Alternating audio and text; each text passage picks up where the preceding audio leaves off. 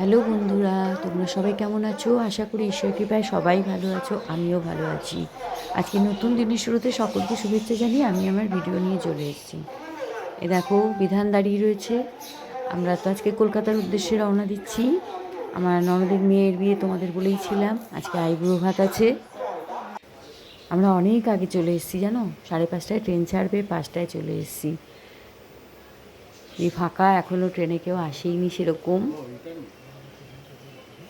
সিটটা ভীষণ বাজে পড়েছে, ধারে দুজনেরই ধারে পড়েছে। আমি বললাম আগে থেকে কেন কাটলে টিকিট। আমি মাঝখানে আর ট্রেনে তুলতে পারিনি, আমাদের হাওড়ায় ট্রেন ঢুকে গেছে।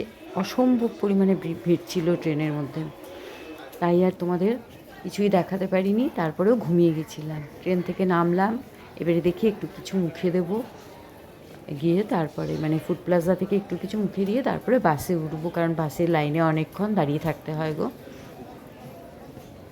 দেখা যাক কখন ঢুকলাম আমরা ননদের বাড়িতে।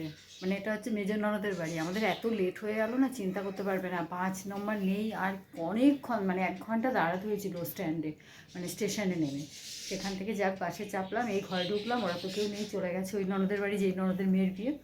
এবার আমিও রেডি হয়ে গেছি, পরে দেখাবো আবার। যাই এবারে তাড়াতাড়ি, ও রেডি হচ্ছে। ঠিক আছে চলো, ওখানে গিয়ে দেখাচ্ছি কী করছে। তাড়াতাড়ি ভাত খাওয়াবে, আজকে আইবুড়ো ভাত।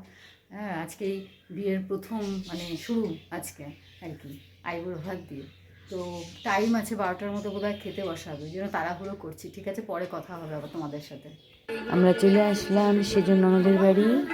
আমার মেজর ননদ আগেই চলে এসেছিলো। ওরা এই যে খেতে বসার আগে ওকে বলা হলো ঠাকুরকে প্রণাম করে বসতে। ও সমস্ত ঘরে যা যা ফটো আছে সব ঠাকুরকে প্রণাম করতে লেগে, সেই জন্য আমরা খুব হাসাহাসি করছি যে না, এ আর করতে হবে না, বস এবারে।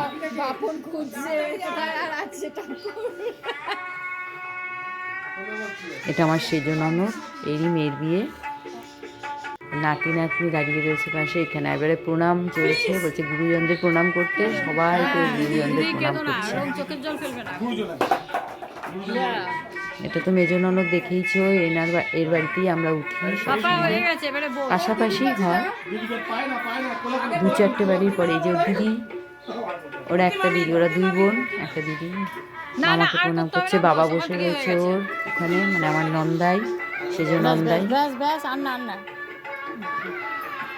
আমাকে প্রণাম করতে এলো। বললাম থাক, করতে হবে না, শুনবে না কারো কথা। এবারে একটু ইমোশনাল হয়ে পড়েছে, ওর মা কান্নাকাটি করছে, চোখে জল এসে গেছে। এখানে সবাই মিলে দাঁড়িয়ে গেলাম একটু, সবাই স্টিল ফটো নেওয়ার জন্য। কালকে আবার সব আসবে, তখন দেখাবো সবাইকে। এই দেখো, দিদির ছেলে মেয়েকে নিয়ে পাশে বসে গেছে।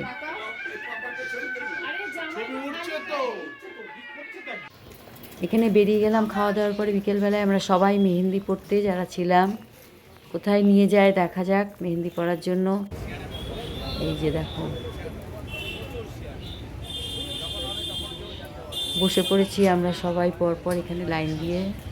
নিশ্চয়ই তোমরা বুঝতে পারছো কোথায় এসছি আমরা। এখানে কলকাতায় যারা থাকো সবাই বুঝতে পারবে।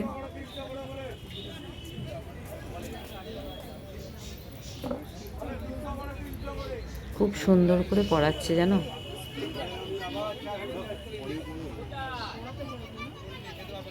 আমরা গড়িয়াহাটে এসেছি, কিছু জিনিসও কেনার ছিল।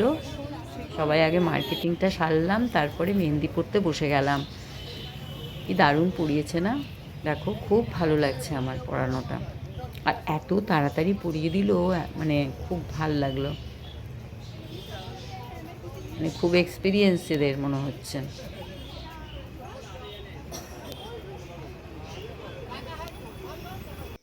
গড়িয়াহাট থেকে আমরা চলে আসলাম। মেহেন্দি টেহেন্দি পরে আরও অনেক কাজ ছিল, সেগুলোও সারলাম। এই যে এখানে মেহেন্দি শাঁকা হচ্ছে, মানে আগুনের শাঁকা হচ্ছে। যে খুব সুন্দর পড়িচ্ছে মেহেন্দি।